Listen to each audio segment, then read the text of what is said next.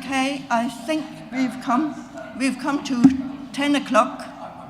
Can I say good morning to everybody and welcome to today's meeting of the Suffolk Health and Scrutiny Committee.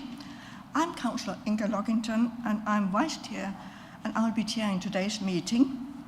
I would also like to welcome all the people sitting at home or somewhere else in the office watching, because nowadays, you know, this will be watched by people sitting in different places. So we think there may be not a lot of people here, but it will very much be watched by other people. This meeting is being broadcast live and is available to watch on the Council's website while we are in public session. A recording of the meeting will also be available for subsequent viewing. Members of the public and the press may record, film, photograph or broadcast this meeting when the public and the press are not lawfully excluded, provided due courtesy and respect are shown to others in attendance in line with the Council's published guidance. We are not expecting a fire drill. In the event of the alarm sounding, please leave the chamber by following the fire exits at the rear of the chamber. Fire evacuation instructions can be found on page 4 of the agenda. Can I remind you please to speak clearly and directly into the microphones and avoid placing things like papers or IT equipment in front of the microphones, as this will affect the sound quality and the live broadcast in the chamber. Can I also ask you to turn off your mobiles or laptops onto silent, please, if you haven't done that already. So the first item on the agenda today is the public participation session.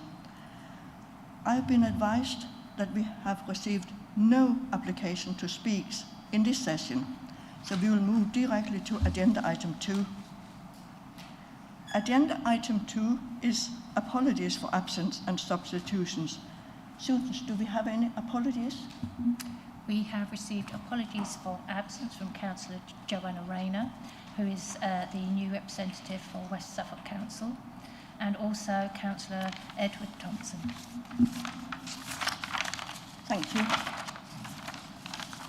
Agenda item 3 is declarations of interest and dispensations. Are there any declarations of interest in respect of any matters to be considered at today's meeting? No. Item 4 is the minutes of the meeting held on the 1st of July 25. Is the committee happy for these to be signed as a correct record? Councillor Sewell. Thank you, Inga. Just a small amendment, please, on page 5, item 4, where I have declared an interest. It should be amended to cardinal medical practice, not group. Thank you. Thank you. Thank you. And I think we had another amendment. Was there another councillor? No, Okay. Okay. So I think we can just adopt the minutes as there's no more. Thank you.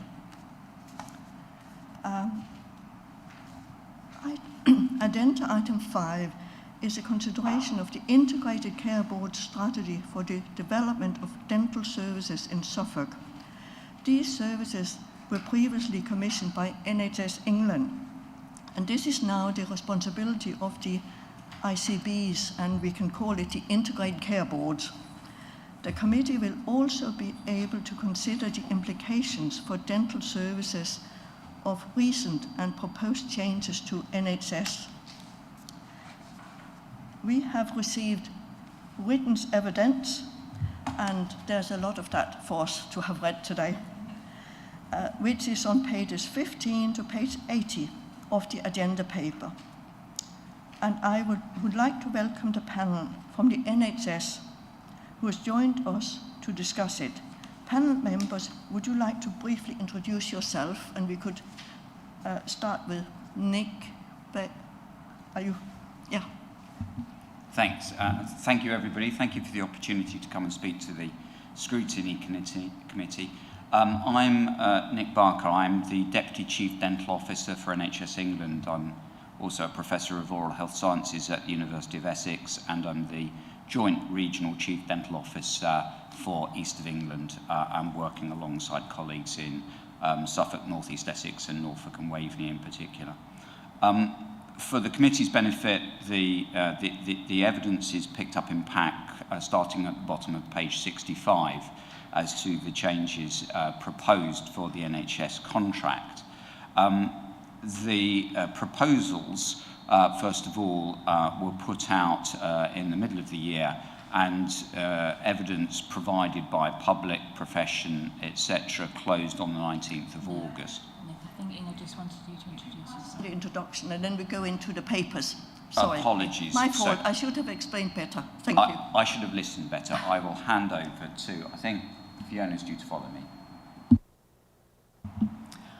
Good morning, everyone. I'm Fiona Thiedham. I'm Head of Primary Care Commissioning for Dentistry and General Practice at Norfolk and Waveney ICB, and obviously here representing the Waveney area today.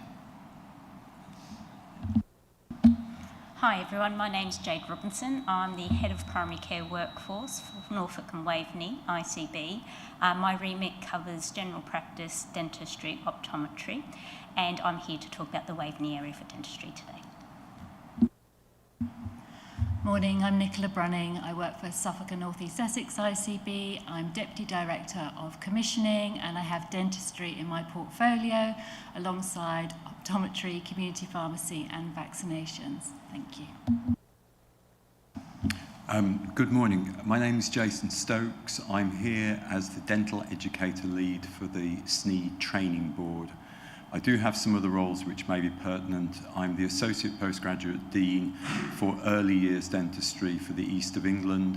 I also have a teaching role in London, and I am Secretary of the Norfolk Local Dental Committee. Thank you.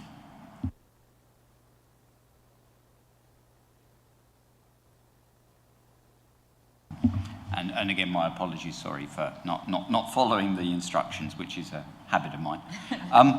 So going back to the bottom of page 65, as I say, so just I'm going to give an overview. So the proposals closed on the 19th of August, as I've stated. The background to it is that we started with an NHS contract that is introduced in April 2006, and within 3 years was declared by a scrutiny committee in the government as not fit for purpose, and yet it's carried on. This has been recognised with various challenges, particularly for access to dental services, and other changes to the contract occurred in 22 and 23. Initial changes that allowed practices a different way of working to some extent. Dentistry works on an activity model, so if a dentist or an oral health practitioner, because there are a number of other people in the oral health team, including dental nurses, dental hygienists, dental therapists, dentists, clinical dental technicians, there's quite a wide scope of practice.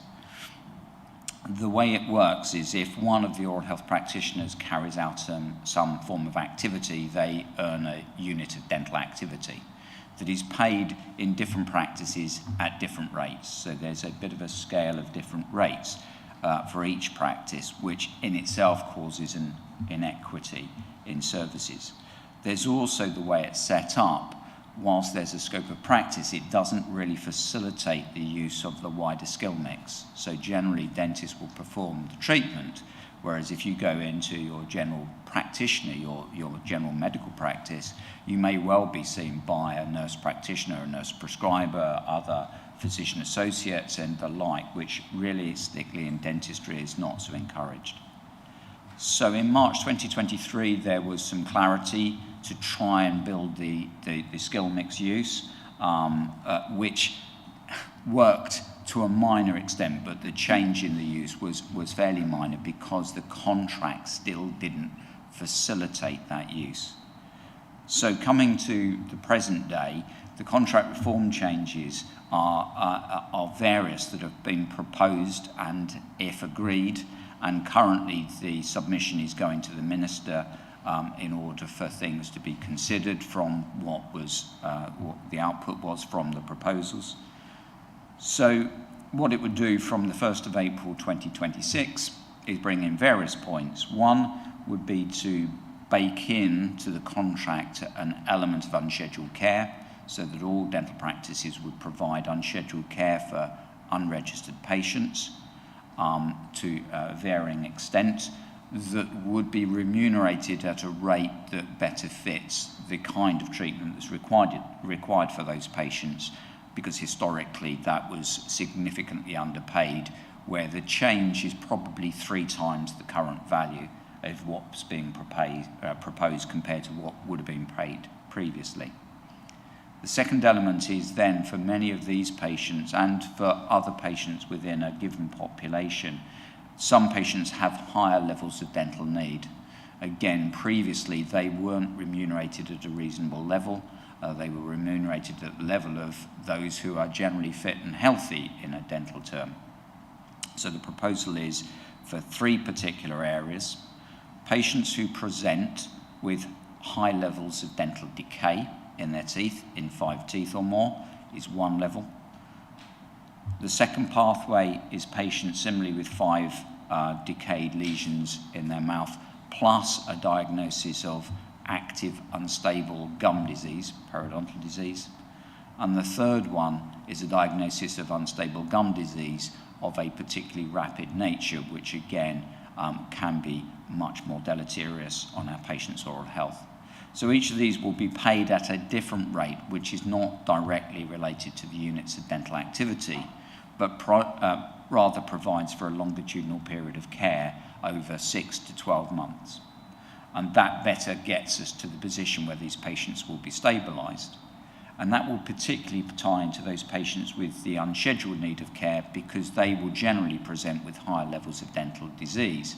So you will go through an unscheduled care appointment and then move into one of these complex care pathways, which will better support their health.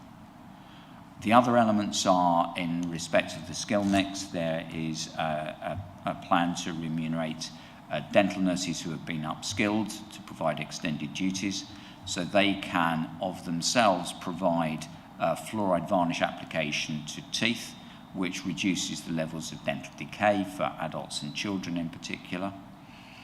It's to be clear, the complex care pathways that I spoke to just before that item are intended for people of 16 years and above, versus those for fluoride varnish will be for all age groups, but will probably better benefit the younger age groups, as will the other item in prevention that can be provided by dental hygienists and therapists, which is the application of a fissure sealant, which is a preventive measure. It caps over a tooth in a patient who's previously had levels of disease, and by putting a plastic coating on, it reduces the chance of decay developing in that tooth.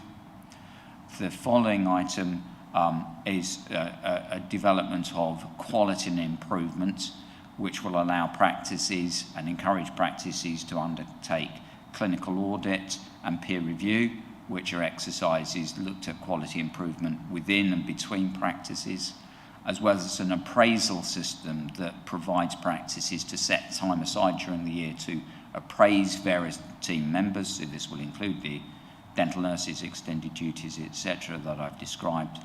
And then there are further elements that look at providing an NHS handbook for dental practices that better describe how exactly dental practice would work, alongside other elements of increased terms for dentists and dental team members to stay within practices providing NHS care. So I think at this stage, I think that's a very simple overview, and I'll hand over to Fiona. Thank you, Nick. And I think both ICBs are looking forward to working with our local providers around the contract form implementation when it comes out with more details. A quick mention around the 10-year plan.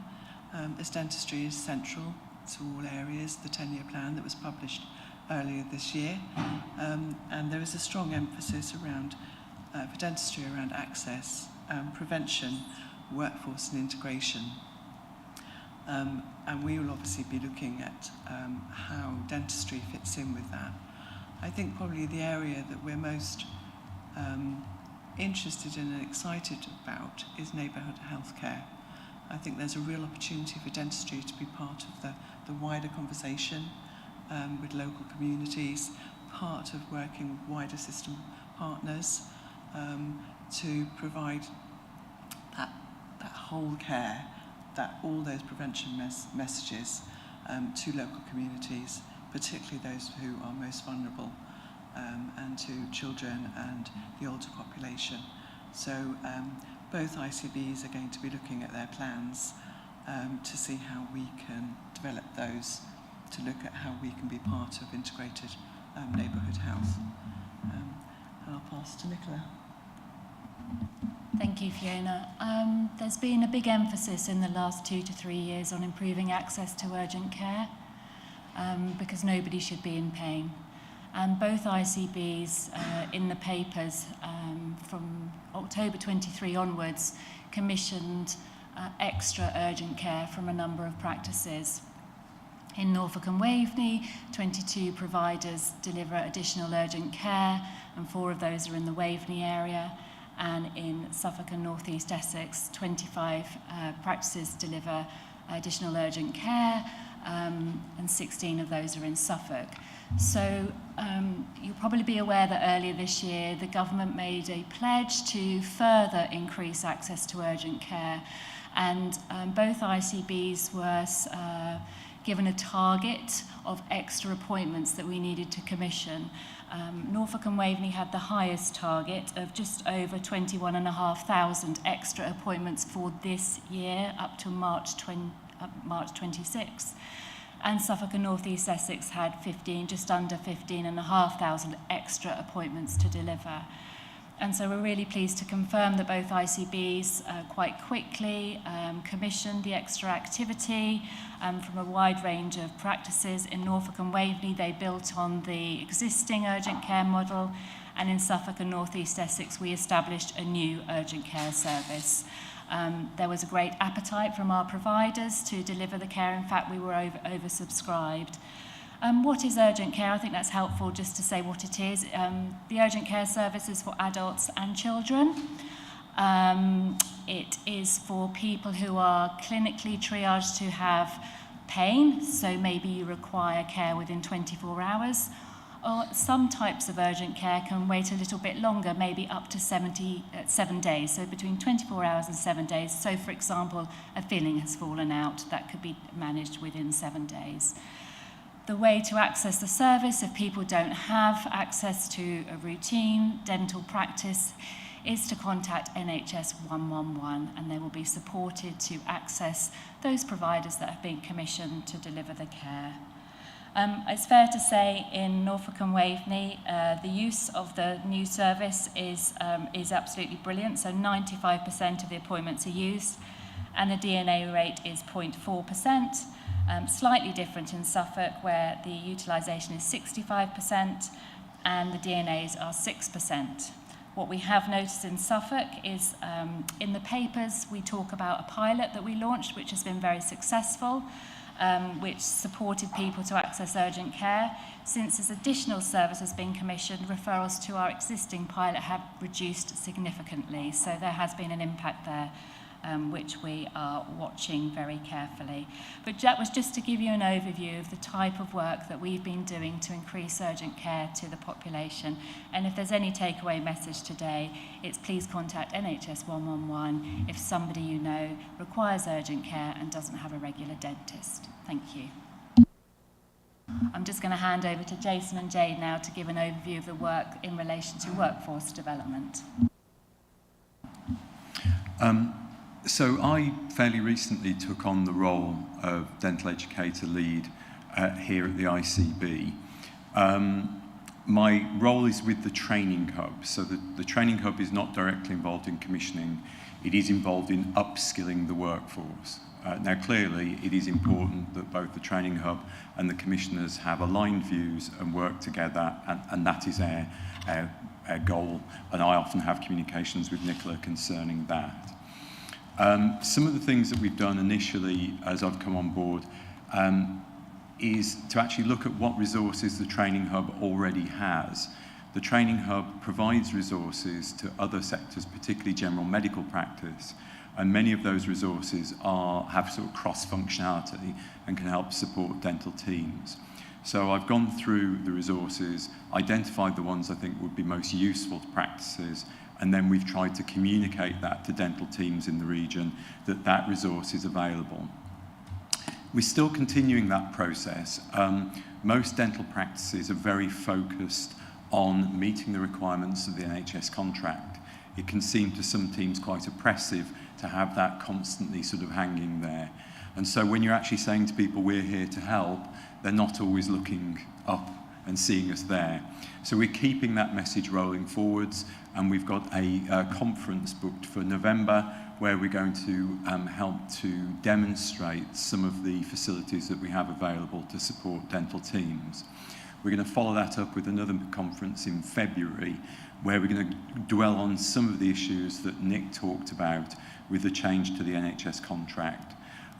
We would hope that practice teams would be aware of some of these changes and the likelihood of them being brought on stream for the 1st of April. But again, that focus on just meeting the requirements to keep the lights on and keep your patients treated means that sometimes that engagement with these changes can come quite late. So we want to be ready for them to support them when they realise that changes need to be made. We've made sure that practice teams are aware of facilities such as NHS primary care careers, which can help teams in recruiting new staff to their practices.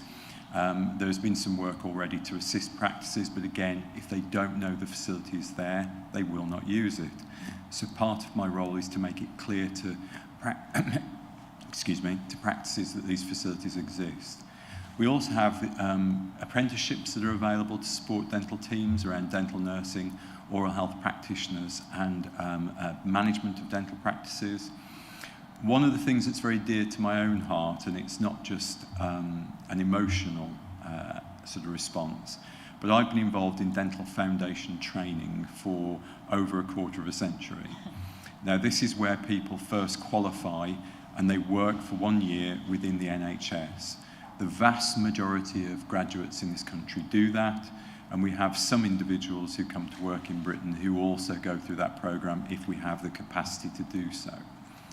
It is one of the few ways we will encourage new practitioners to come to this region, but we need to have the training places to offer to those new graduates. And getting practices to take on board the role of being a training practice is not always straightforward.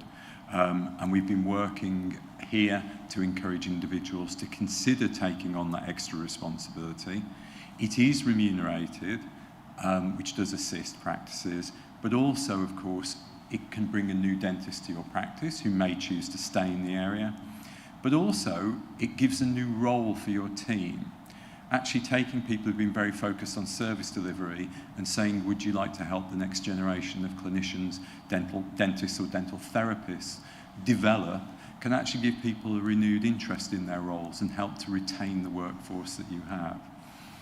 We also are aware that much of our workforce does not come from the UK. We have always, in rural and coastal areas, relied on colleagues from abroad who've been willing to come to this country and work and support the NHS. Due to political changes over the last 5 or 10 years, that number has flexed and changed. But it's really important when people do come to support us that we support them. So to become a dentist on the NHS and deliver services, you have to be on the national performers list.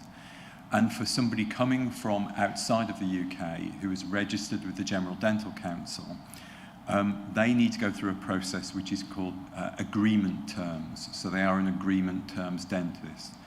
This is a process which is approximately 100 days to 6 months, where people go through a period of support and education. In my other role, I've helped develop a suite of educational tools to help induct people into the NHS. And here at SNE and at Norfolk and Waveney, I don't want to steal Jade's thunder, we are looking to support individuals financially So there's no cost to them to take on that portfolio of education and develop the skills they'll need to integrate effectively and efficiently into the NHS workforce. We also have some support networks in the region. These are regular groups that meet, peer review networks for agreement terms dentists, hygienists and therapists, dental managers and dental nurses. So we're making it clear that those support networks exist, and again, making sure that practices know what supportive facilities exist. Again, we can provide them, but it's vital that people know they're there and they can actually access them. Other than that, we've been supporting the University of Suffolk. The University of Suffolk, as you may know, has a course to develop and train dental therapists as part of that upskilling of a wider dental workforce that Nick alluded to. But though that course needs sites in primary care where trainees can go and be supported and developed. And that was a slight sticking point with the programme, where as the number of trainees has grown and developed, they've needed support to try and find more training locations, and we've been trying to assist with that process as well. So we have some future plans, but that's what we've been doing so far. Thank you. Thank you. And just to sort of build on the work that obviously Jason's talked about here, within Norfolk and Waveney we have a primary care workforce strategy, so we have a number of key domain areas that we focus on, particularly working obviously in the dental domain. And the main ambition is to obviously have workforce resilience, obviously access to patient services, and reduce health inequalities. So I've outlined in the paper the number of programs that we're doing, but particularly I wanted to focus on workforce numbers, just to give you a sense of where the direction of travel. Within Norfolk and Waveney, if we compare last year's figures in comparison to the previous years, we have increased our workforce supply within dentists by 3% and our nursing dentists by 9%. Obviously there are other makeups, but what that means within the Waveney area in particular, you've got 321 professionals working in your area providing services, and we do know that from those statistics we've got about 20 vacancies currently within the Waveney area that I'm responsible for. Majority of those clinicians are dental nurses, and also we obviously have a really multidisciplinary team as a result. So to complement some of the work that Jason's talked about, that is something that we do collectively across both ICBs, but we have arranged a number of specific workforce incentives, and for the Waveney area we're currently supporting 10 professionals within the Waveney area. 2 of those are dentists, 3 are dental nurses, 1 therapist, and we've actually appointed 4 dental apprenticeships within your area as well. So these are, we just launched the programs within Q2, so we just launched them, so really good uptake. As also Jason's talked about, we offer what we call Tier 2 visa support. So that's for those international recruitment to help the practices and the individuals to work and stay within this country. And also we obviously support that wide-ranging continuous professional development education program, working the likes with Jason and Nick. And also we have 5 dental fellows that work with us and Fiona in terms of workforce supply, but also the programs and also resilience for our services to improve access. Really, I just wanted to highlight the significant amount of work that both ICBs are doing in terms of the workforce space. We see it as a really clear priority for us all, but obviously that's going to help maintain our services, but most importantly, the access to our patients. Thank you so much for all your evidence you put to us.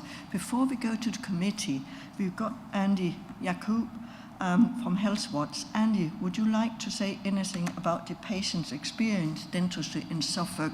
Because you sent us some information in, and it would be good if you would speak to that. Thank you, Chair. Good morning, everyone. It's been really interesting to hear from all of our presenters this morning, and particularly you, Jason, because I've not heard you speak before. It's very much welcome what it is that you bring to the system here locally. And having been a little bit involved with the university's dental community interest company at launch, I'd be interested to know whether the first hygienist course students will end up, because I assume this year, is it, or next year that they'll finish, because they started last September, did they? Yeah. So may I ask, is that all right before I... The first ones, if I may check. Yes. The first ones actually started February 2024, so they would be due to finish in effectively 3 years later in February 2027. Would be the first cohort leaving. But they do have an ability, because that is a therapy program, which is a 3-year bachelor's in science program, they can leave at the end of the second year with a foundation degree, which will give them a hygienist qualification. So that would bring them to effectively February 2026. So that would be next February. There's a slight difference in scope of practice is the only difference. There are additional items of treatment that therapists can undertake that hygienists can't. Thank you. It's nice to, something to look forward to. Overall, I'd say that from a Healthwatch perspective, we've received fewer signposting calls and feedback from people struggling with their dental care access this year than we have in the previous years. As you can imagine, the year of 2020 was the one where people really, really struggled. But then again, the whole system struggled at that time. So there are roughly 100 or so people that have either asked for signposting. This is a statutory requirement that we have to provide as a Healthwatch in order to respond to anybody's health and care inquiries, where basically they're at a loss and they need some advice about next steps and who to turn to and what to expect. And about 50 or so from our feedback centre, which is collected either online or through our engagement team when they're out and about. So roughly speaking, from the signposting records, almost all of them, we signposted people to the patient advice and liaison services for the Integrated Care Board or NHS 111. There have been other signposting destinations like the Parliamentary Health and Service Ombudsman, if the situation is warranted.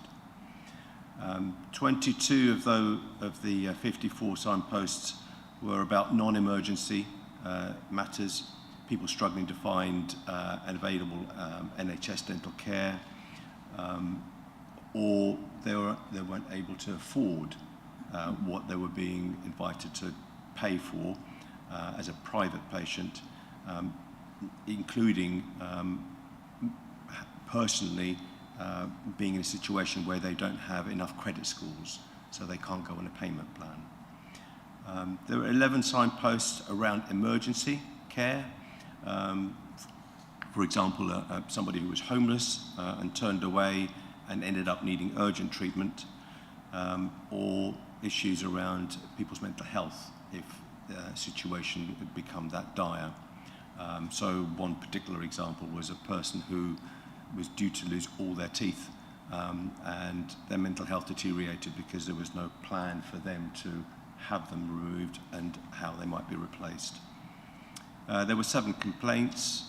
5 people talked about unexpectedly being let go by their dental practice. Just one example here, one person using a community dentist service was let go due to the criteria changing and that they were no longer meeting, and it wasn't something that they were expecting. 4 signposting comments touched on dental care that was available to patients with specific accessibility requirements. So for example, GP practices will have patients that are housebound, and they will at times seek mobile hygienists, for example, or some people, or at least two people, were talking about accessibility for them as wheelchair users at a dental practice. It could be the building itself, it could be the reception area, it could be heavy doors or something like that. There were 4 signposts about unexpected costs. Feedback centre, roughly 50, roughly either very positive or very negative. Actually quite unusual in that there's hardly anything in between. So it was either treatment and care being excellent or very, very poor.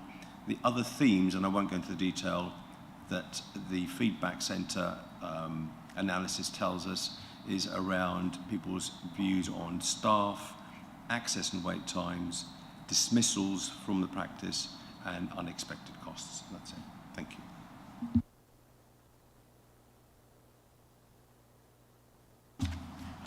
Thank you. That was good information. Is there anything you would like to respond to what Andy said before I go to committee for questions?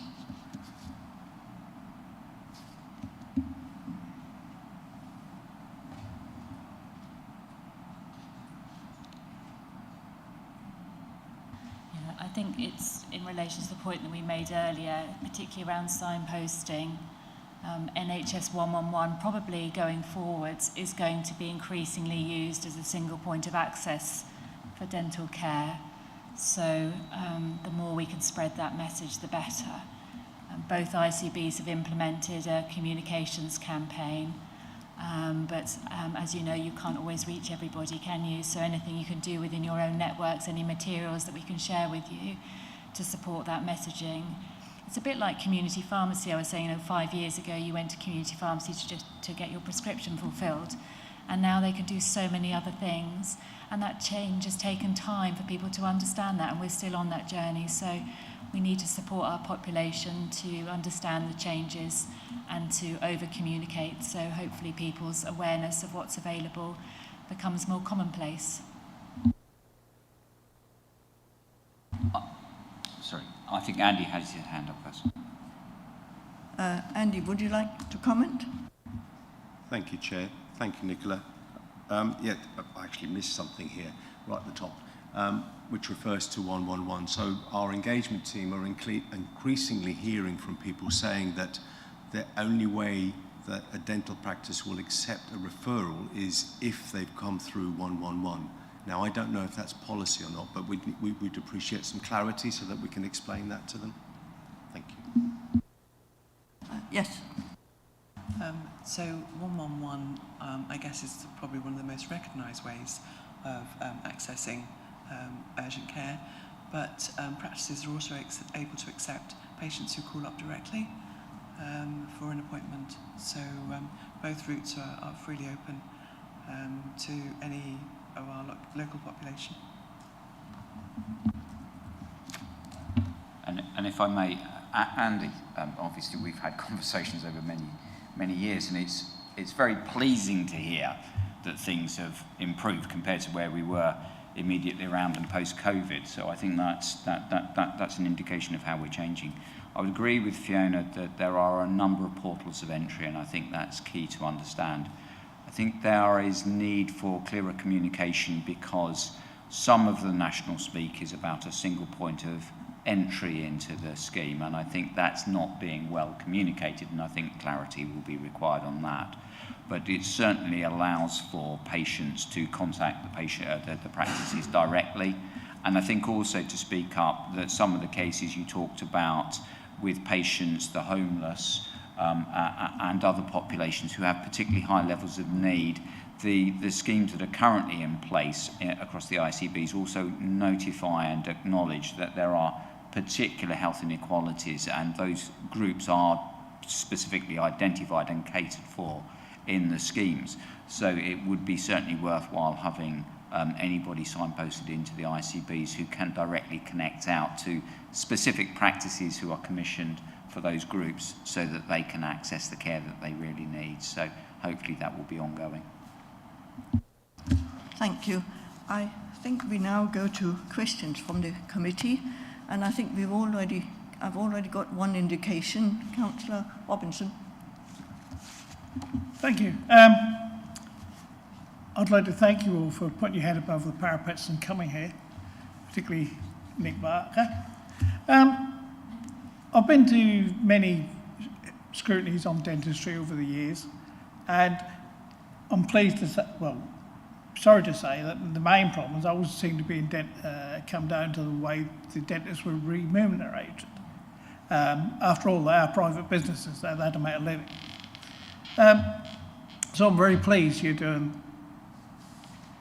looking at that and making progress on that, because it's been in the air for several years now. I'm looking at page 72. I'm a little bit worried. I'm from Lowestoft in Waveney, and I'm pleased you're here from Norfolk and Waveney.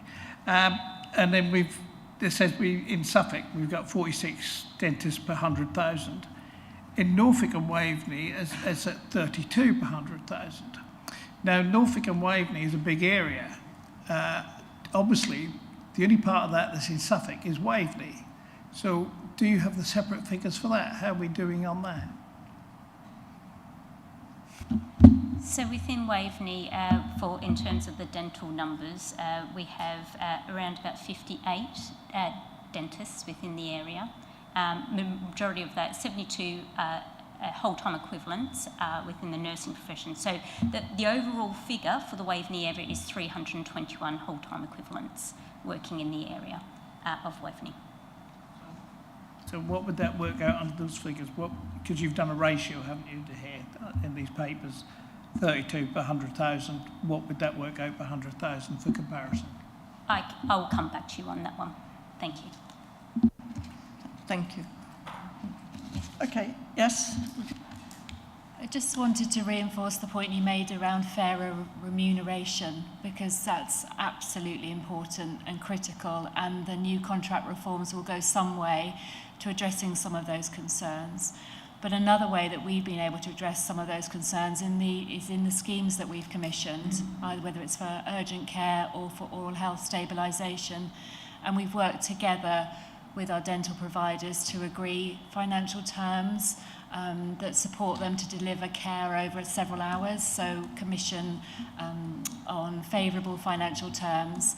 And that's really helped as well, and the feedback from professionals is that supports them to do the right thing and not to worry about time pressures and things like that, which the contract sort of generates, really, feeling like you're a bit on an activity treadmill. So it's given them a bit of time to do to spend more time with people, and the remuneration has been fairer for the services that they've delivered. So we've gone some way to addressing that as well.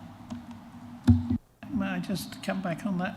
I'm pleased to see, because I'm pleased you say that, because the temptation was always to think, well, always the impression, and sometimes in practice, that you're far more likely to lose a tooth going to a National Health Service dentist because of time and money constraints than to get complex treatment. So I've had personal experience of this myself. Yeah, whip it out, it's quicker and easier. So are we trying to do away with that side of things? So, yeah, I think probably clinically picking that up, I absolutely. Again, it's another exquisite problem of the current contract in the way that worked, and by the proposed changes, yes, those complex care elements that we talked about, the 3 pathways in particular, will generate something where the pathways are designed by expert input from consultants.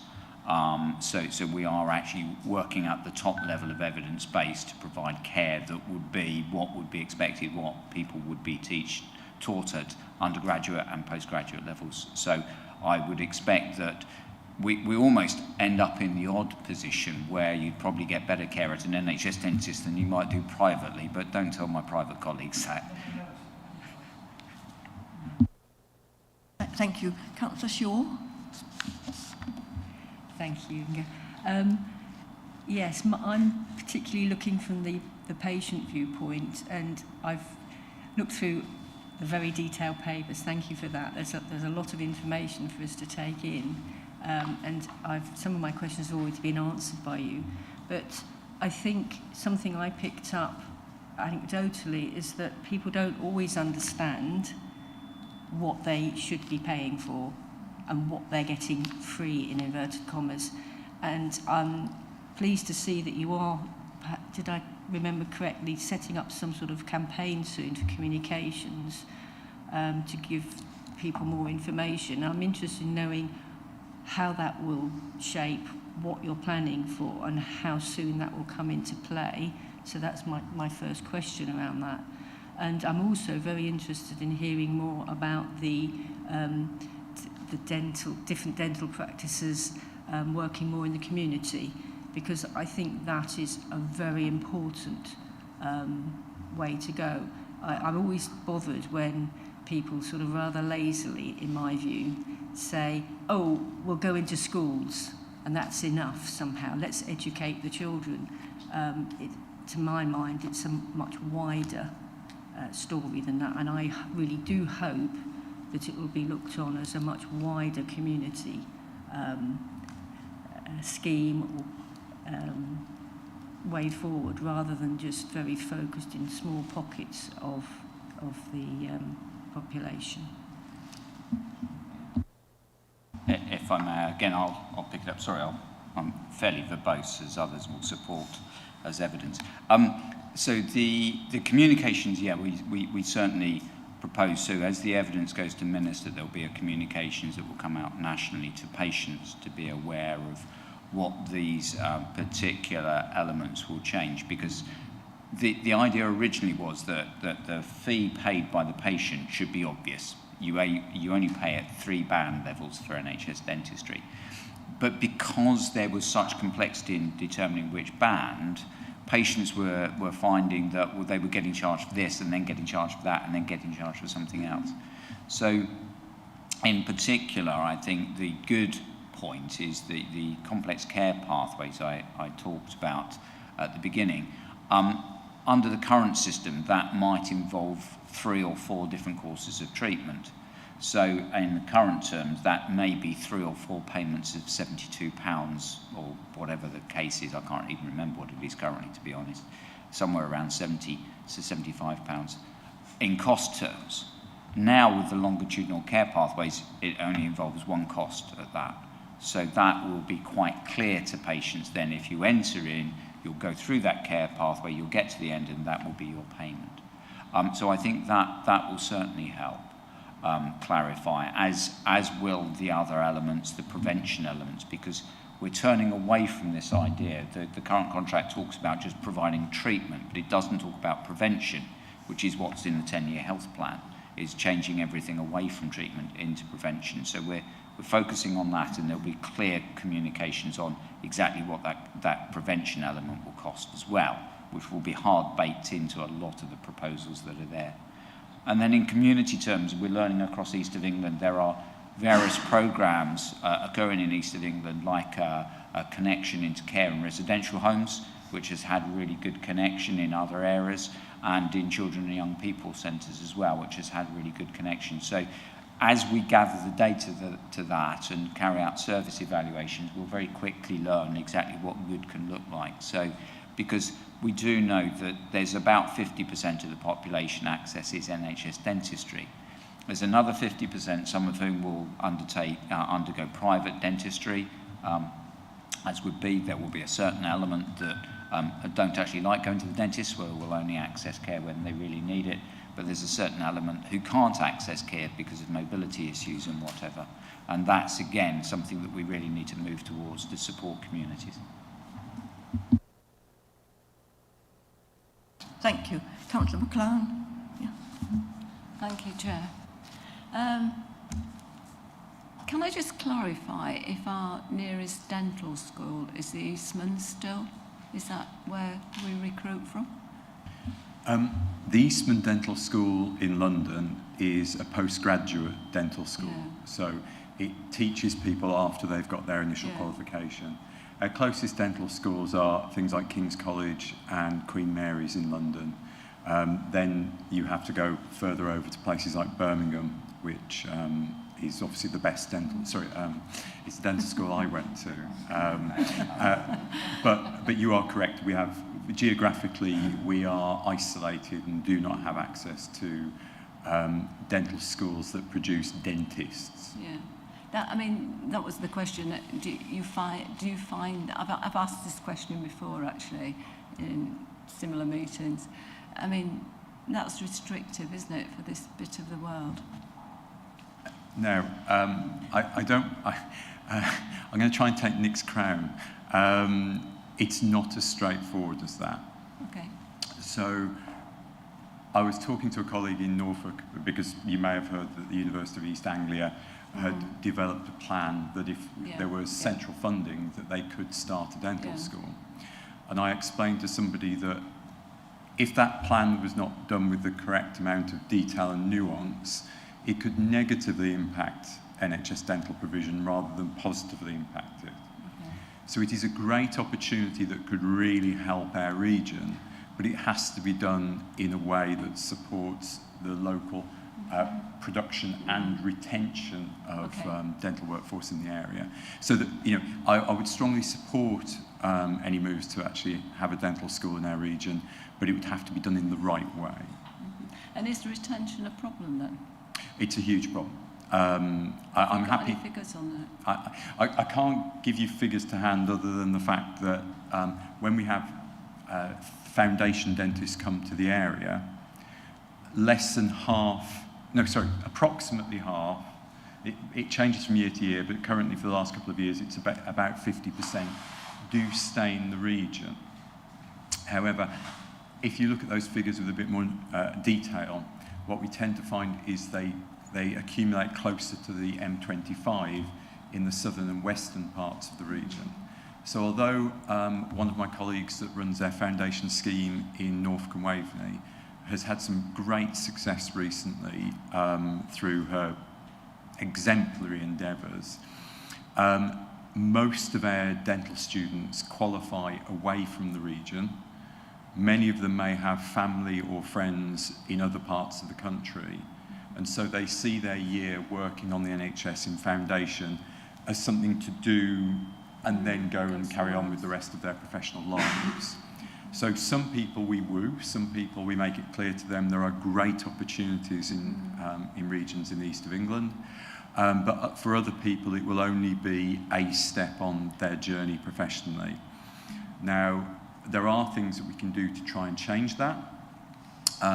We talked about, there is a programme where we've got what's known as integrated care dentists. Now, these are a small number of individuals where we offer them roles after their foundation year. And these are roles in the area, and they can be as diverse as clinical roles working in hospitals part-time to develop their oral surgical skills, or they could be a management and leadership role developing dental education for the wider workforce. I was working with one of those individuals yesterday as she's inducted into role. Now, what that does is give people more of a structured career progression, which dentistry really doesn't have. And it means that people are more likely to stay here for a year or two. And I'll be frank, if we can keep them for maybe 2 or 3 years, people start to realise the advantages of being here. They come up with their own support structures, which we try and help with as well. And then that tension between family and friends on the one hand and the new sort of community that they've developed on the other becomes less of a problem. And so we're looking at ways to try and encourage people to see the East of England as a place where you come and you don't just come and go, you come and there are opportunities. And that ability to develop your career is very important to new graduates. Many new graduates say that in the future they want to specialise. That's very challenging to do in the NHS as it exists now. Whereas we're looking at upskilling people to develop towards what are known as level 2 practitioners, which is where people can do more complex work within the NHS, within their practices. Now, there are the complexities around actually having the funding stream to support that, but actually giving people the opportunity to develop their skills in this area means we're more likely to, I hesitate to use the word capture because it sounds rather sort of aggressive, but it gives us more opportunity to persuade people that this is a good place to deliver care, and we have a public that deserves that care. Yes, we had another response. Yes, Nick. Sorry. Well, I was only going to add, I mean, first of all, as we're giving evidence, as a postgraduate from the Eastman, I would challenge which is the best dental school in the country, from Jason's evidence. But yeah, the other thing, when we look at dental schools, the conventional dental schools, Birmingham, London hospitals, etc., tend to train within the dental school. If you look at those that have come later, the University of Central Lancashire, Plymouth Peninsula, they train not in the dental school but into peripheral practices as well. And so there are different ways of learning that hopefully other dental schools may learn from as well. And what we must also consider is that whilst we don't have a per se dental school conventional terms, we do have University of Suffolk and we do have University of Essex that are training dental graduates of a different skill mix. Now again, taking both of those, the vast majority of their undergraduates are actually local residents as well within East of England. So going back to Jason's point, the chances are they will stay in the area. So in actual dental workforce, we're growing it now as well, which will be a benefit. Did you have another question, Councillor McLaren? Oh. I was just going to answer some of the specific questions in terms of the retention. So within Norfolk and Waveney, one of the initial programs that we have in place, which obviously covers the Waveney area, is to retain the foundation dentists within the area. We have a pretty good success rate in terms of that. About 70% of ours at the moment are staying, and they have a 3-year commitment within the Norfolk and Waveney area. So that's a really good incentive, but obviously it is reliant on the number of foundation dentists we get placed within the area. So as obviously Nick and Jason talked about, the number of foundation dental practices we have across both areas will increase the appetite of retention within that. And also we have done some mapping about particularly where the people have come from what universities. So we have a really good picture. Within Norfolk and Waveney, it's all over the place. It's a bit of everywhere. It's not just London, actually. We have a majority coming from Sheffield or even further afield.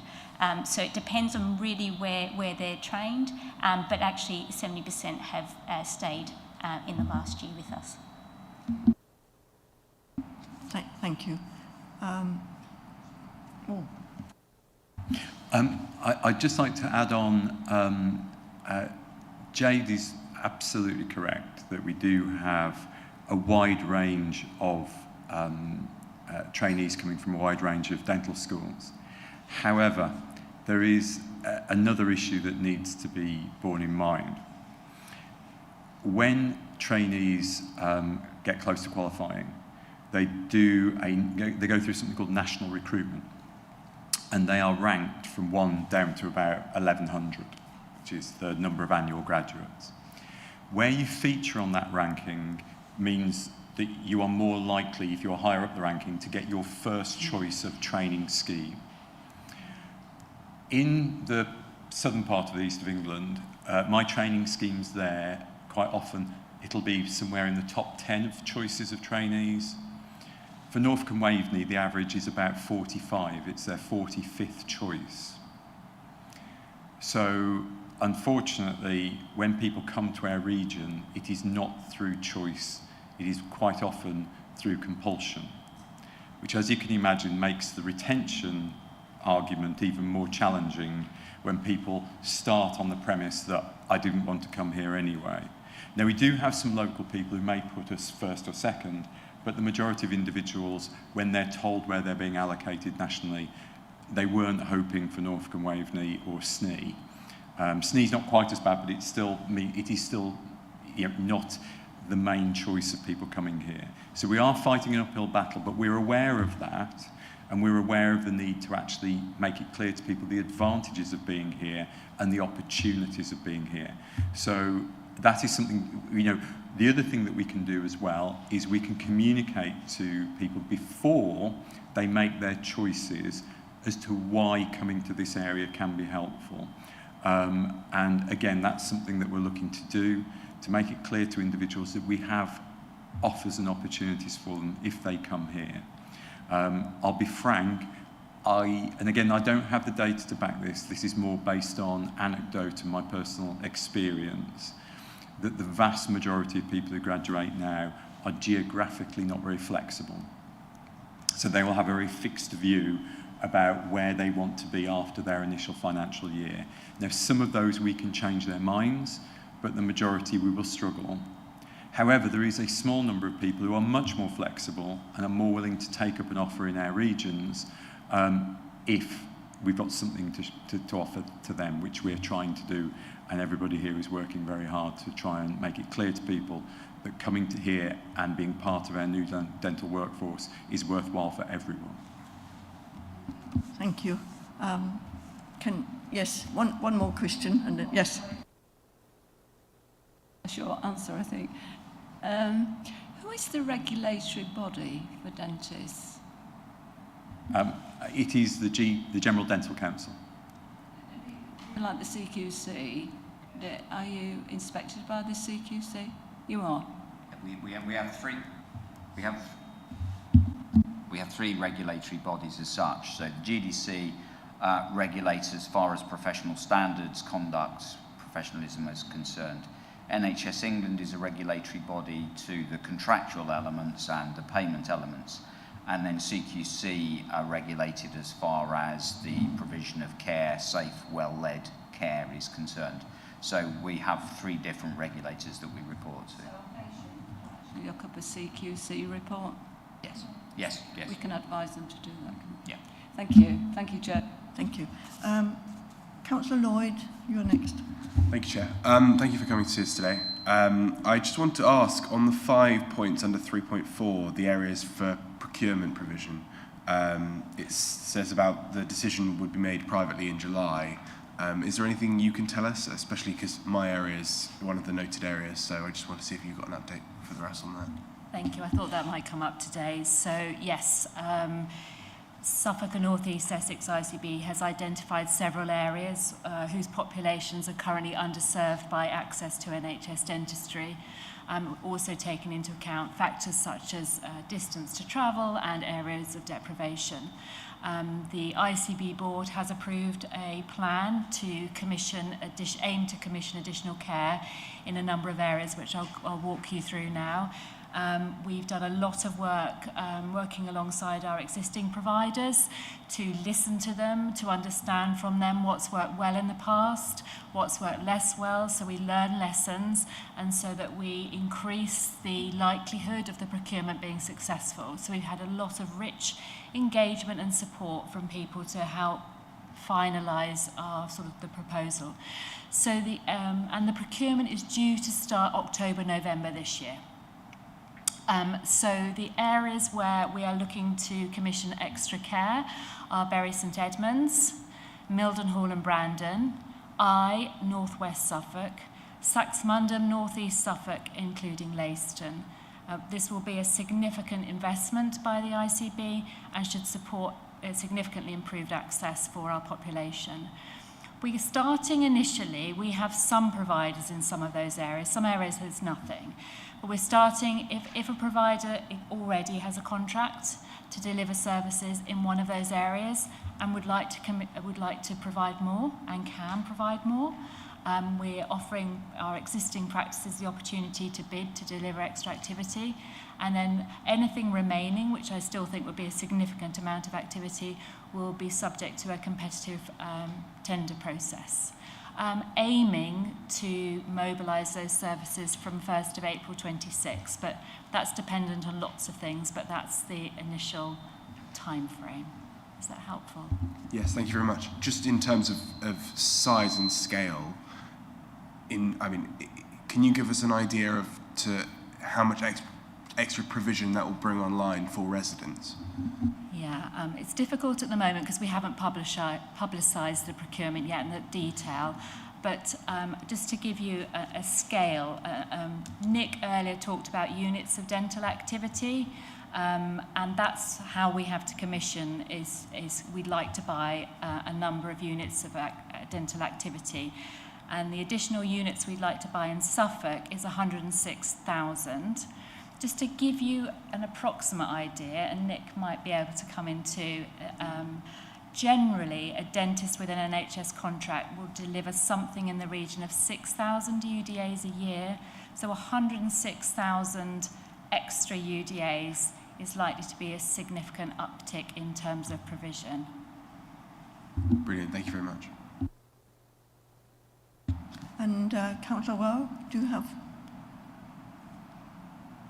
Yeah, I have quite a few questions because it covers a whole load, so I'll do a couple, see if anyone else, and see if I can then come back. So first of all, you've talked about the pathways where it's kind of over 12 months, but I've heard different people, like, so for example, where people grind their teeth in their sleep and spit out mouth guard and wreck their teeth, basically. That's not going to be solved in 12 months, and there's kind of people that have ongoing health, like dentistry needs, that is kind of lifelong because of it.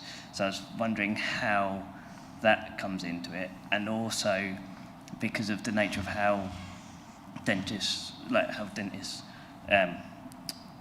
work, how that also works if a dentist moves on, so kind of a surgery, kind of, from what I understand, it kind of works a little bit like a hairdresser's, of they, it's not quite renting out a chair, but I have heard of cases where dentists have kind of said they're going to do something, leave, and then the surgery's like, oh yeah, but that dentist was not, like, as a surgery, we don't actually have to honour what that dentist said, because it's like their own thing. So how you also kind of ensure that those needs will be met when there's breaks in continuity. It's probably aimed at me, isn't it? For describing it, I think. Going back to your first point, yeah, if people grind their teeth and there's something called tooth wear, which is exactly what you're describing, that's a different condition, which we will look at, but it's the two primary conditions that we're concerned with, first of all, is tooth decay and gum disease. The key elements of those is that they're both preventable.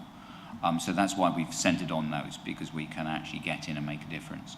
The tooth wear problem is a more complex problem. Its level of prevalence is a lot less than tooth decay and gum disease.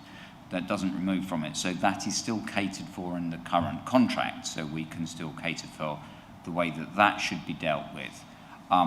But often it will need more complex care pathways in order to really manage it. So that's something that as an NHS national body, we would look to develop further pathways too. That said, two elements for which all three diseases, tooth wear, decay and gum disease, are all key, is particularly tooth wear, but gum disease most importantly, is they're longitudinal diseases. You don't get rid of them. You're like an escalator. You're going up an escalator, you can step off when it stops, but when you step back on, you're still that far up the escalator. So the aim is that if we can get the disease stabilised by the complex care pathways, then we maintain the patients and they can be kept at that point on the escalator rather than getting worse. And that is able to be catered for under the current contract. It's the intense initial 6 months or 12 months that isn't really well catered for, which is why we're changing things around. And the same can be true of tooth wear as well. We can do things that stabilise it by simple means under the NHS, and then the more complex bits we may need to build in people with specialist or consultant qualifications in those particular cases, which is a very small percentage of a population, thankfully. And then the maintenance and the continuity of care is that with the care pathways, there will be a pathway treatment plan that's drawn in that will involve, because usually when you go to a practice, it's your dentist and only that dentist that treats it. The care pathways we're talking about uses all of the dental team, and it will be written down so it will be clear through the steps, through the 6 or the 12 months, who will provide the care at each case, so that it will be provided for within the practice.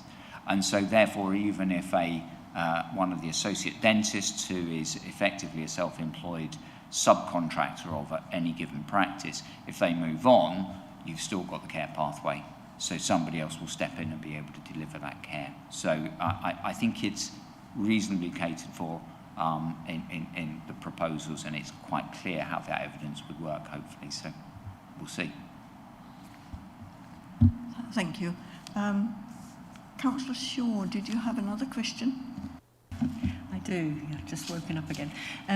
Been thinking as you've been talking around the whole idea of preventative measures, stopping things at a very early stage, and it's most welcome that that seems to be far more recognised now, and that it's actually in the 10-year plan. And I'm just thinking to where you've mentioned neighbourhood healthcare in the papers and talked about the neighbourhood health centres that will eventually, hopefully, be in play. And my first question is around that. How closely are you working and foreseeing that you will have perhaps a dental presence in all of those centres when they eventually appear? And sort of second to that is, how strongly will you emphasise the impact of poor oral health on general health issues? Because anecdotally, when I talk to various people in the community, people are really not aware of that. It's not something that's generally known, and I really do hope that that message will go out when perhaps you're doing the big comms campaign perhaps next year, because I think a lot of preventative work hinges on far wider health issues. So I hope you can unpick my questions in amongst all that. Thank you. Can I just before you answer, can I link that to public health too? You know, because we have this little smoking prevention. So I've had a question on that too, and linking it to, you know, because it is important, the public health message.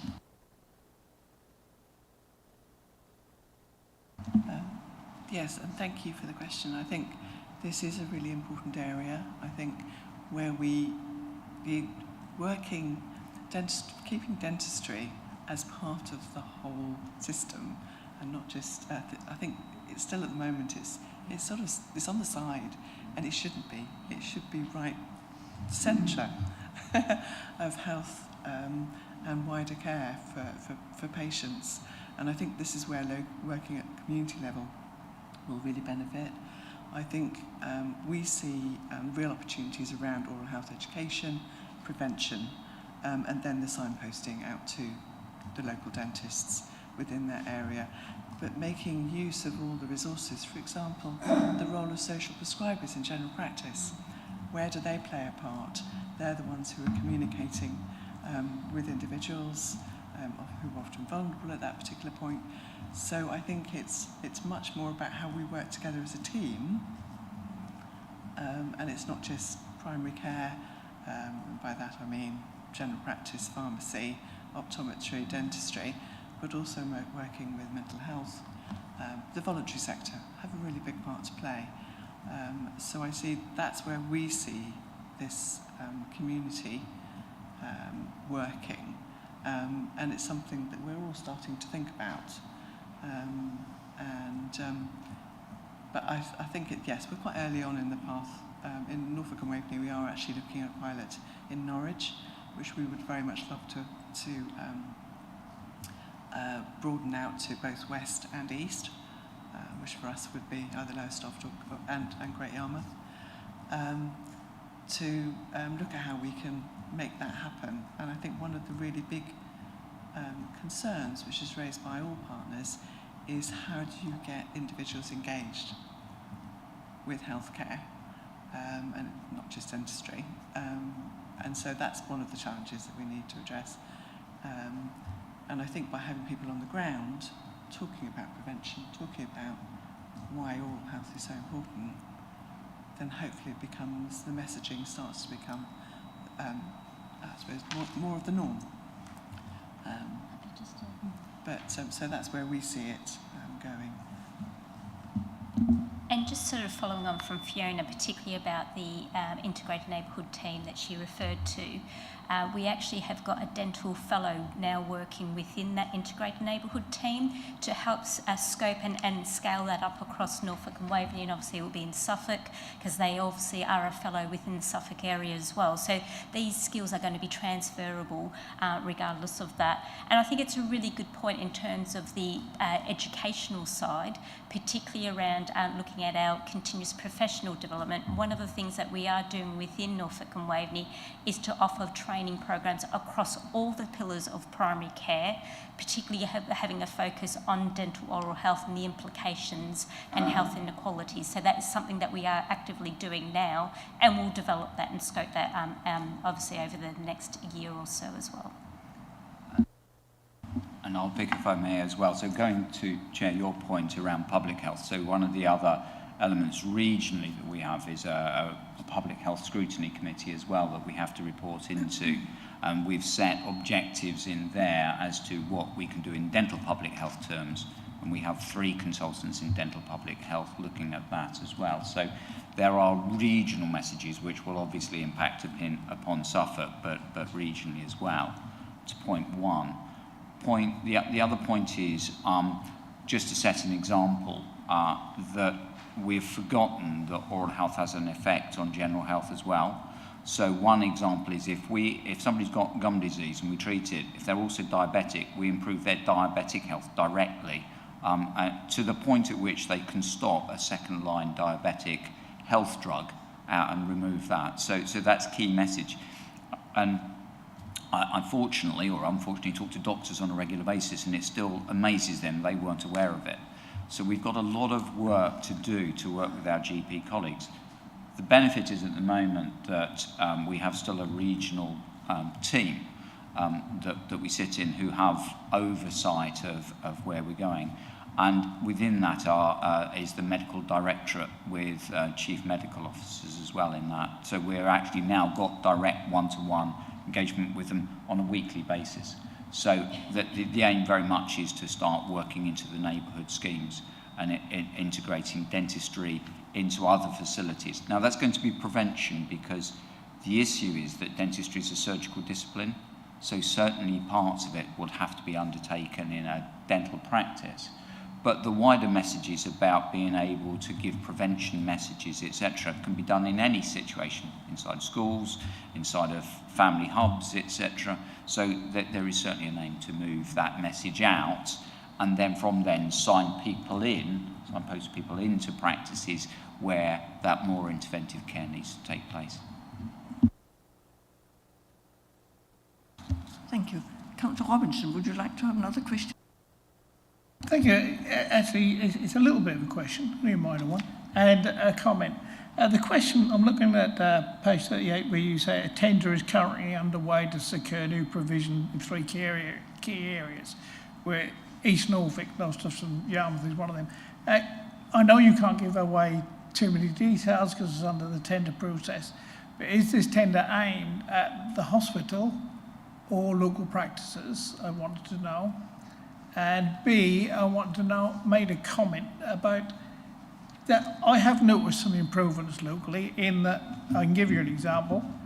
For 2 years I've had to go private because my regular dentist hasn't had a dentist available or they're not doing NHS work. And a few weeks ago they contacted me and asked me whether I'd like a checkup. So a week after I'd just been to a private dentist, but never mind.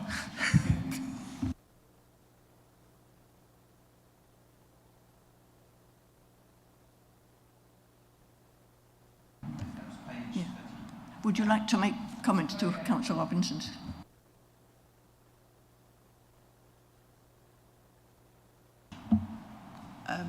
The procurements that Norfolk and Waveney are running, there's one in Thetford which is now active. And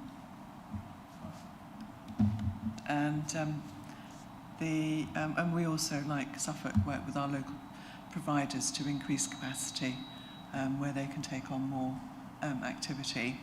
and we've done that across the whole of Norfolk and Waveney in the past year with some significant investment in the Waveney area over the past year, and we'll continue to do that. Thank you. I was particularly asking about the out-of-hours tender here. Oh, the out-of-hours, yes. Services, yeah. So we've, the out-of-hours service is running under a new contract with effect from April through that tender for Norwich and Lowestoft, and we've just completed one in the west of Norfolk. We have increased the capacity so that now for Saturdays there are two sessions running, and on Sundays there's one session, and then there'll be one session running on public and bank holidays. But I think it's also important to note that the out-of-hours service is also complemented by the weekday urgent care service. So effectively there is urgent treatment now 7 days a week across both counties. Okay, before we sort of come to the end of Christians and so, yeah, can I just ask one myself? That is, when you received the Integrated Care Boards received the responsibility for the dental, have you actually got all the money with that responsibility? You know, because that's important. And of course, in the current climate where we hear that the ICBs has got to cut 50% of their staff budget, how is it going for you? And have you got the budget that should have come with all the responsibilities you got?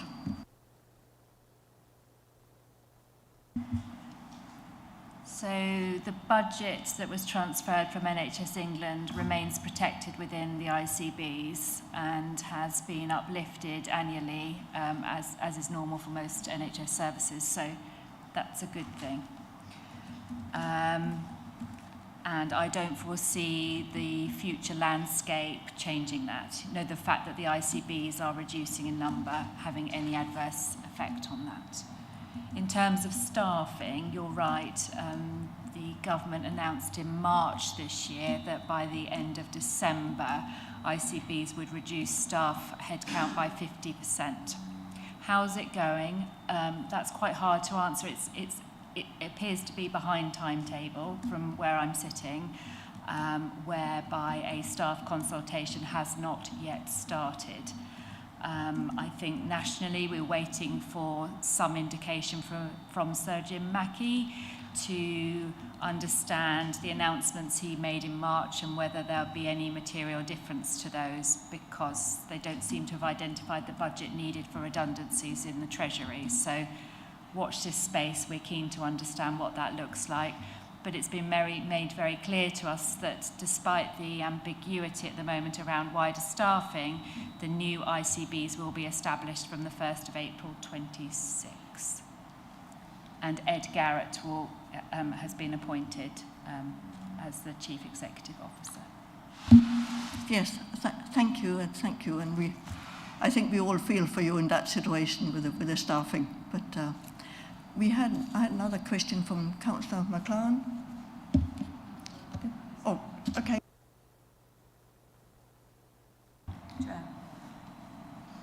Thank you. I've got a few questions about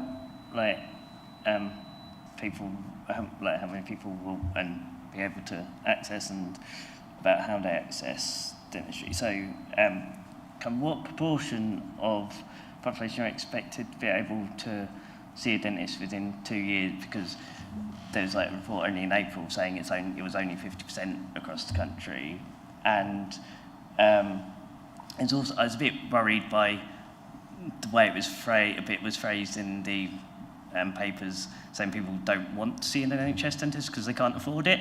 I wouldn't necessarily describe that as not wanting, that be not being able to. So how is that affordability being improved? And a bit about what Andy said about the financing stuff, of how are you making sure those things are accessible, because I tried to do it and I wasn't able to, and I wasn't entirely sure why, and I know being non-binary as well, that causes issues with some finance systems. So yeah, I don't know. Do you know whether kind of even if there's funding, spread payment options available, whether that's actually accessible for people? So the access is a problem, has been a problem over some time. One part of the plan that I didn't talk to is that what's happened historically is because of the nature of the system that patients are recalled just on a regular 6-month basis. Now actually a lot of those patients don't need to come back on 6-monthly basis, but it's just the nature of the system and the way that it works.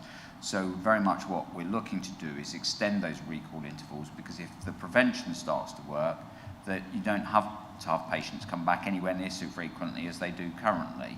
And that will then free up additional space to allow that access in, with a priority so that, again, coming back to the unscheduled care, those people who are presenting with problems, whether they're acute problems because they've got toothache or subacute problems because they've broken a tooth or lost a filling or whatever, that will allow them to then feed into the system and then enter into these other pathways. So we're looking to change the system so that the access then moves across, opens up, and accentuates onto the people that really need the access. The payment mechanisms are unfortunately set within legislation, so the actual amount that is paid would need legislative change in order to change the way that works. But there are mechanisms whereby if patients don't fall into naturally one of the exempt categories, and there are a number of different categories that would mean that patients don't have to pay NHS charges. But even if they don't fall into one of those, there's an ability to fill out what's called an HC1 form, which is a form that would then be applied into NHS England, who will then set out a means testing for whether they may need to pay the full charge, none of the charge, or part of the charge. So again, there's an ability to do that, and that would be built into the system to accentuate the ability for people to make those sort of claims. So I think that will make it not only accessible but affordable as well. And then the final element that we speak about, where at the moment there's 50% of the population that are catered for by NHS dentistry. Now, what we're going to hopefully change is that 50% of the 50% that need to access it by the proposals, rather than the 50% that naturally access it at the moment just through the fact that they're just on regular recall. So hopefully we'll change that around. But what we do know is that the other 50%, as are broken down, also don't access it for various reasons. And some is that they only want to access unscheduled care, and some just don't access care at all. Others go to privately, etc. And to the final point, and I'll bring Nicola in as well, is the other thing that we're really pleased with on the budget, going to the previous question, is in the 10-year health plan, it's one of the first times dentistry has been mentioned in a national health plan. We're never mentioned other than maybe the odd sentence. This is the first time where a government's actually realised there's a dentistry problem, and they term the ring-fence sum, i.e. that's the budget, and that is the budget that can only be used on dentistry, and that's the first time we've really had that opportunity. So again, there is certainly, notwithstanding colleagues' problems over employment, certainly in the monies that are aimed at providing dental services would need to stay in dental services, and that is a very pleasing position. Sorry, Nicola. Just to add to that, so everything that Nick said is very true, and there are still a number of challenges that we hope will be addressed in part by the new contract. As ICBs, we agree goals with NHS England each year in terms of how many of our population will receive NHS care. And in the report you can see that, and it's a SNE level, I haven't disaggregated it for Suffolk, but we exceeded our goals last year for the number of adults and children seen. And that's still the case for this year. So however, there's a but. So for this year we're still doing quite well.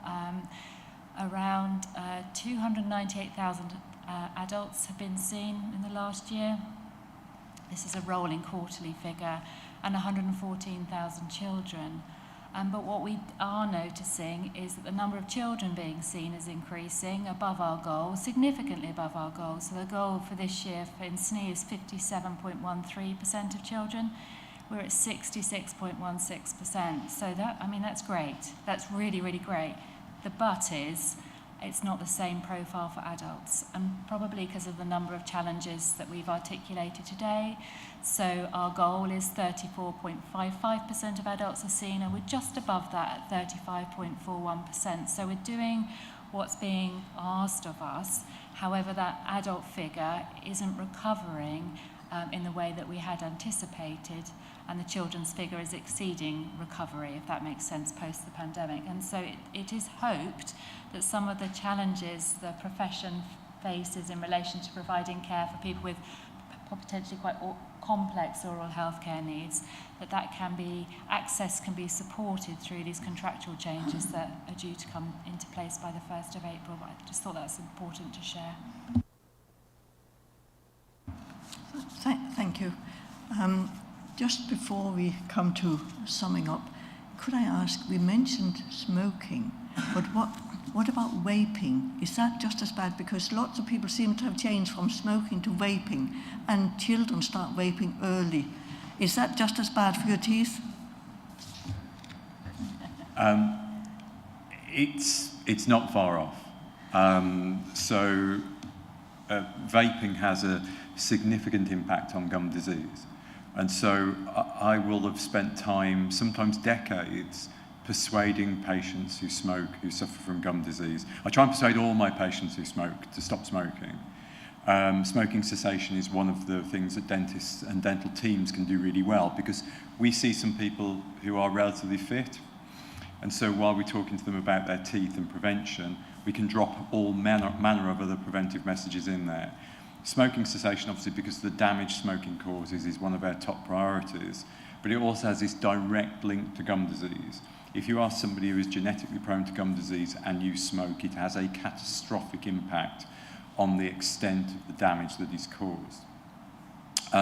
However, I have spent so long in my career telling people not to smoke, and now what happens is I occasionally get people coming in with a big smile on their face going, "I'm going to make you really happy, Jason, I've stopped smoking." At which point, I kind of think, I never want to burst anybody's bubble, but my next question is, have you taken up vaping? Because, of course, it seems like it may be better for them in certain respects, so that obviously we're gaining more evidence on the long-term impact on vaping, but it doesn't help their gum disease. And so, again, we have to be quite careful with the messaging that we deliver, that exchanging one addictive habit for another is not necessarily going to deliver us the health gains that we want. So unfortunately, we do have to be careful with our messaging. Perhaps for too long I've focused on smoking, and that conversation needs to be wider than that. So if we do see reductions in smoking and increase in vaping, I think we do have to be wary that we don't know all the impacts on vaping, and certainly in our sphere, those impacts are significant. But also what we have to bear in mind is this perception that people vape and they don't smoke. Again, the evidence basis for that seems to be quite weak, and the WHO released a report a few days ago stating that they were highly concerned about the number of people who are shifting onto vaping, because for some people it is part of a journey to smoking, unfortunately. Thank you. Councillor McLaren, did you have a question before we come to the end? I just want to ask Nicola, at the outset of this meeting, Nicola, you offered to us as councillors some information that we could spread amongst. How do we contact you for that?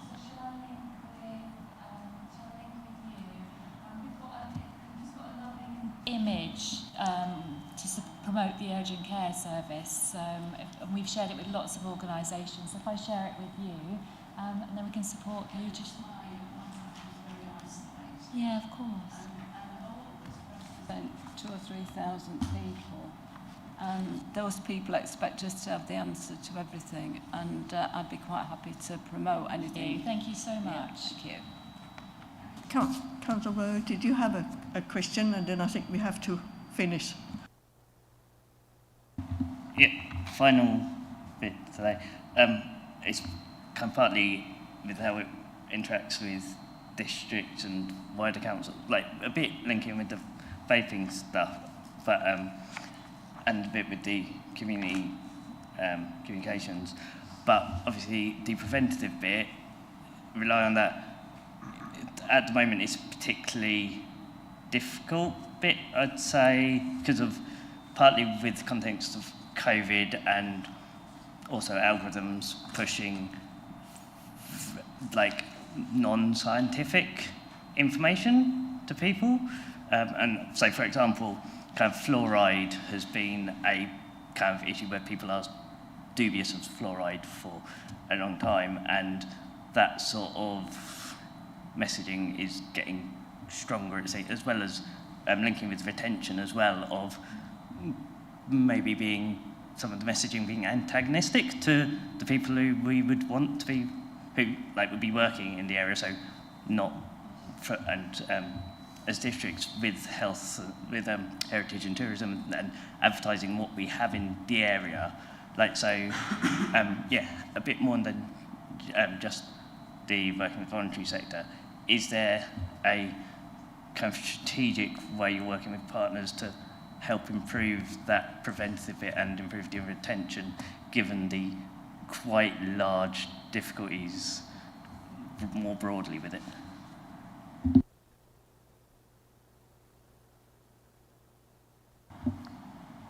So it is, the prevention mechanism is, with all of these things, is complicated by there are antagonistic statements, as you say, and for everybody that will talk about how good fluoridation is, there will other people talk about anti-fluoridation and the health disbenefits that occur.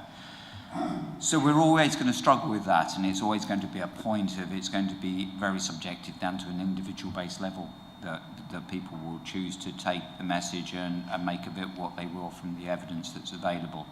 So all that we can do is drive the message out there to where the profession sees the evidence base is, but that we have to give a balanced message and ensure that gets through. The benefits that we're getting, exactly as you alluded to, is that we can use community-based messages, and we can use our wider skill mix to go out and spread this across communities in a number of different ways. And the main thing we're going to have to do is open up our communication pathways so that we can use it in a number of different ways and present the evidence so that people can go and look at it and decide and make a choice for their own benefit. And the same is true certainly with vaping, etc. We can tell you vaping, smoking for instance has a 6 times effect. You're 6 times more likely to get gum disease if you smoke than if you don't smoke. It's as simple as that. But after that, it's an individual's choice. Thank you. I think we've now come to the time where we say, based on what we've heard today, do committee members have any recommendations they think we should take forward? Is there any recommendation, anything you've thought about, or as a committee? Councillor Roberts? Yeah, I think from my point of view, I think we should commend the progress made so far and keep going, basically. We're beginning to see results, and long may it continue, but yeah. Thank you. Councillor I'd like to recommend that there's work done with, like I know at Mid-Suffolk District it'd be kind of Zoe Furzer who looks at the cultural heritage, tourism, that sort of bit, and look at whether there's ways to kind of advertise to the people who are taking the 1 year, like start their courses here and kind of, yeah, try and encourage even further people to put down roots here, to kind of go, here's what you need, and make sure, and so there's the conversation that about what their needs are, because what I know with some of the consultations that are talking to like some of the museums and some of the made food producers, they will be coming at it from a slightly different way than people who are kind of trying to encourage a workforce to move here, basically.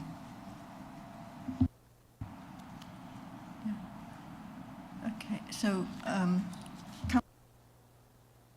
Just one brief thing. I think we've sort of covered this in our questioning, but I think it really needs to be strongly emphasised, the indications that there is going to be more joined up thinking, more integration with other services. And I think the whole emphasis and shift towards preventative is something that I think really needs to be strongly put out there. Whether we can put that into some sort of recommendation, I'm not sure.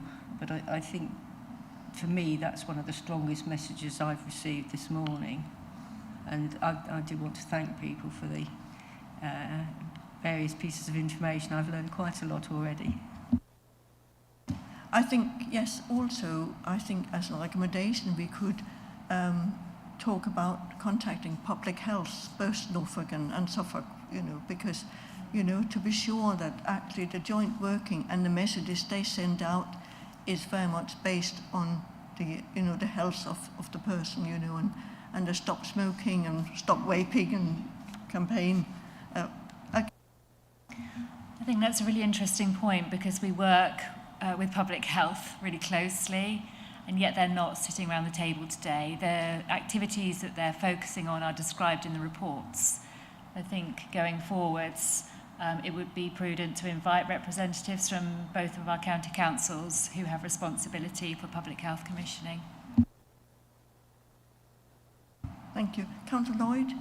Thank you, Chair. I think I think another recommendation really, that when those additional pockets of provision come online, that councillors are informed that those provisions have come online, that they can then filter that in their reports down to their parish councils, who can then in turn relay that to residents who may have had no access to provision for a long time and may not be aware that it's coming.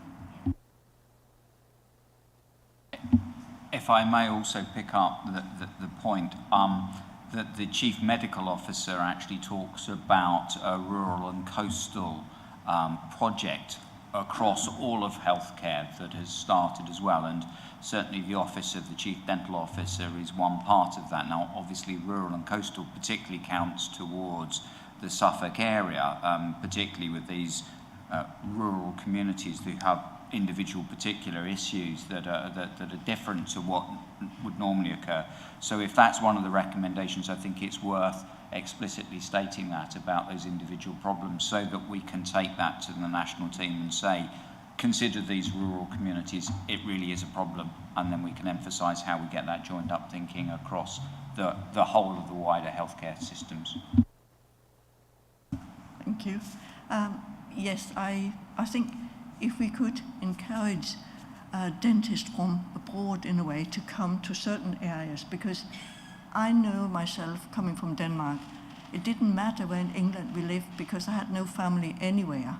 So, for people who are linked with family and so on, maybe it's an idea to actually see if you can get it covered by people who are new to England and who can get their full qualifications through.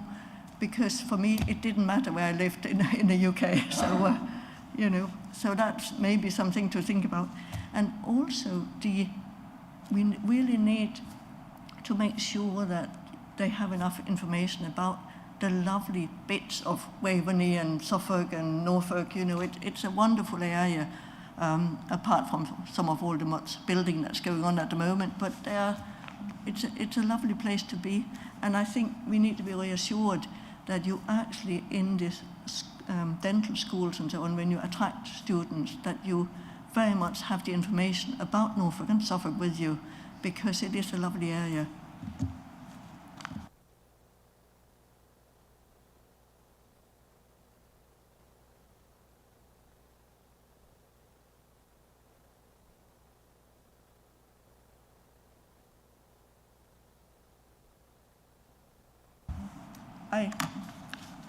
We will send the recommendations out to councillors, and you can make any further comments on it, because maybe after this meeting, I think we really have to thank you, because it's been wonderful that you come, and I think we all know far more about dentistry than we knew when we started the meeting, and because of course the papers were full of it, but it's very different to have it spoken to us and have the information, and so we've really been grateful that you're coming, and I hope maybe in a year's time whoever is on this committee might invite you back again.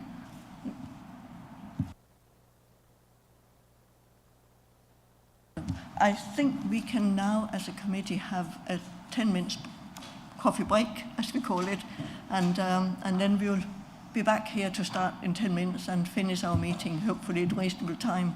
Thank you.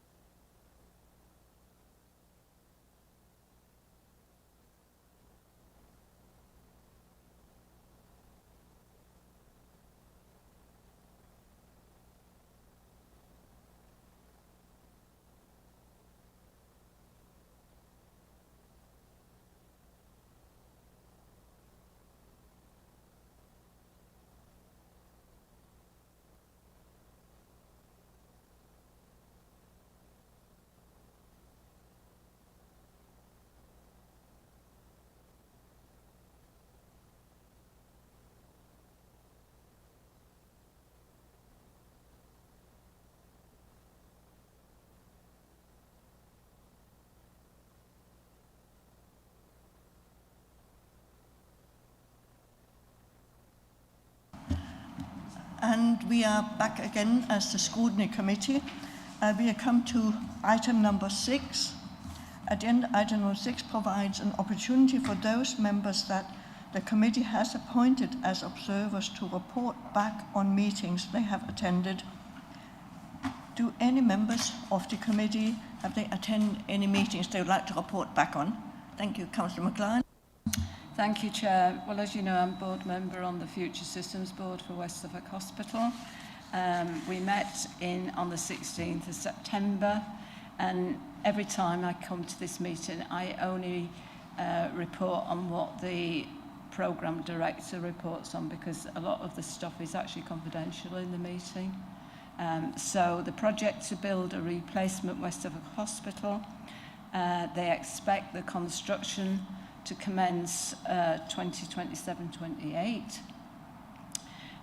There is a capital budget, and this is because of the confidentiality of it, and it's commercially sensitive. We know the capital budget will be between £1 and £1.5 billion. That was in the minutes. So there's no exact amounts quoted. It's interesting that they're now going out to find construction companies so that everybody feels they're moving forward towards this date. But it's very much under the supervision of the National Hospitals Programme. But I've got to say here, it's one of the most efficient meetings I attend. There's about 40 people on the call. But you feel everybody's doing their contribution, and it's all very professional. So I quite enjoyed being the observer. But if they don't build till 2028, by the time they complete it, I should be in a nursing home or something. I think that's all I've got to say, Chair. Thank you. Thank you, and it is really good news for Barry, because the whole of west of Suffolk desperately need the new hospital, and it's really good. It's moving ahead, and we wish them all the best, because hospitals are so important. So, Councillor Shaw, did you have a? Councillor Shaw, did you? Oh yes, thank you. Yes, I'm the observer for the ICB board meetings, and I have to confess that I don't manage to attend personally. I do try to have a look at online, either as it's going or afterwards. And I just wanted to draw the committee's attention to one particular report that happened in the last meeting, which was in September. And that was a deep dive report into the SEND provision in Suffolk.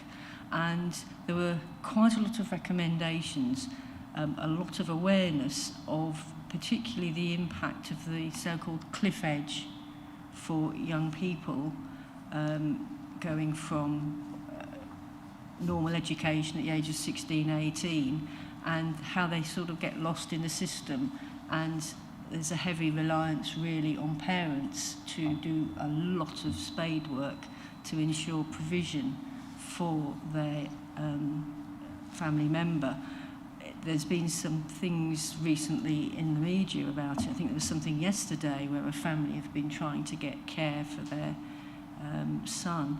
But I was really struck by this, and it reactivated it in my mind, because I visited our local special school, Thomas Wolsey, and I was privileged to be able to talk to some of the students there who are year 11, and talking afterwards to one of the teachers, members of staff, we actually discussed this, and it really bothers me that young people at the age of 16, 18 have a lot of opportunities in the education setting, and then that just fades, and they aren't getting the sort of physical support.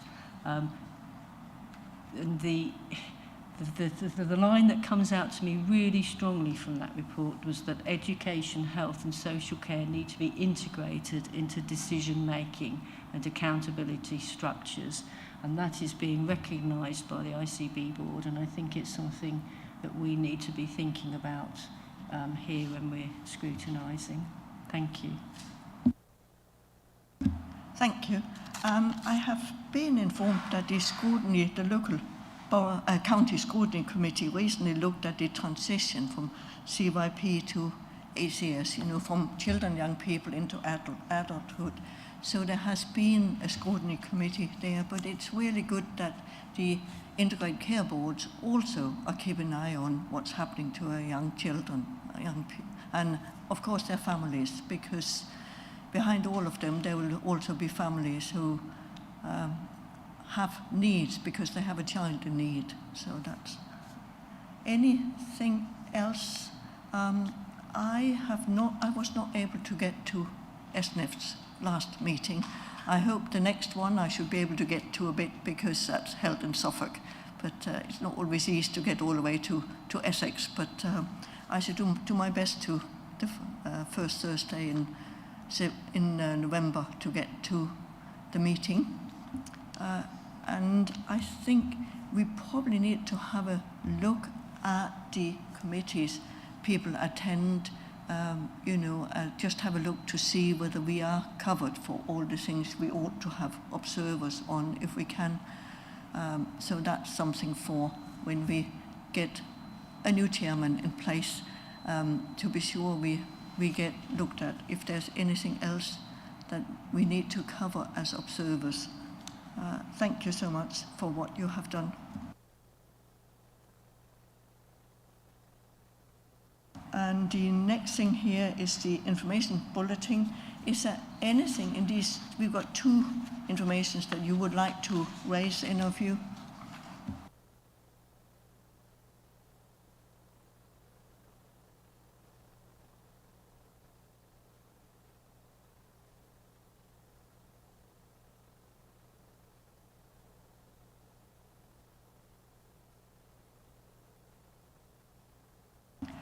I think sorry.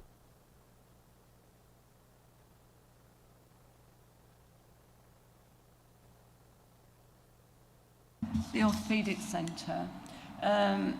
Certainly I've had residents who have been patients, love the care, think it's very supportive, but actually the directions and the signposting, and they're saying that they've improved it a bit, haven't they? People found it difficult to find the centre. But I think they said they were improving that. Yes, I also think that we need to have a look at the orthopaedic centre to see how it's going, and also about the waiting lists, whether what's happening to the waiting lists. I had a resident who was telling me her personal stories the other Sunday, and I think we need to pick up on things like that. So I think the orthopaedic centre, how it's going, because it is there for all our residents. I think they certainly West Suffolk and East Suffolk, and I imagine people from Waverley will probably also be going there, because they seems to be increasing the area they cover. So we really need to be sure that our people in Suffolk who sit at home as suffering because they can't walk because of knee or hip problems are seen to. So I would very much recommend we, for the future meeting, have an update on that. Can I just point out, yeah.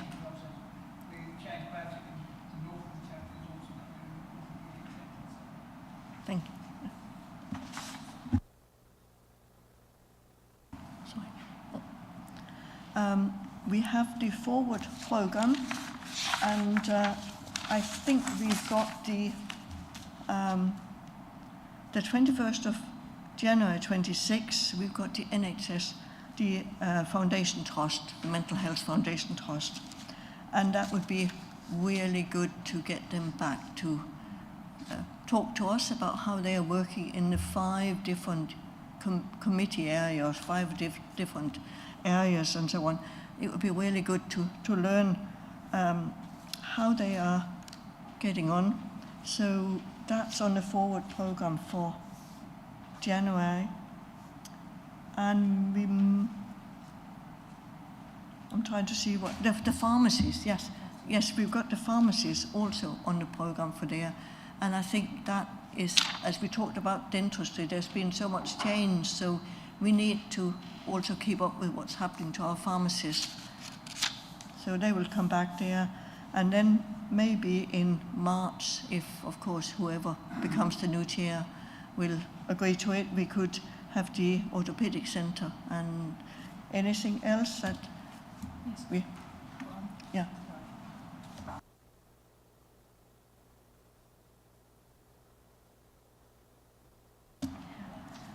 Yes, I have to ask you, because we've not got a date in our diary for March, and we are hoping that the committee will agree to that we have a meeting of scrutiny, because it must have been left out somehow and we haven't seen that. A scrutiny health committee on the 25th of March is, if you are able to put that in your diaries, that would be really good, and we need to send it to the members of the committee who are not here today, because we only have 4 meetings a year, so we really can't miss one out. So if that's possible, good. Okay, we'll take that as agreed. Thank you. I think it nearly brings today's meeting to the end, and can I thank you so much for attending and for your questions.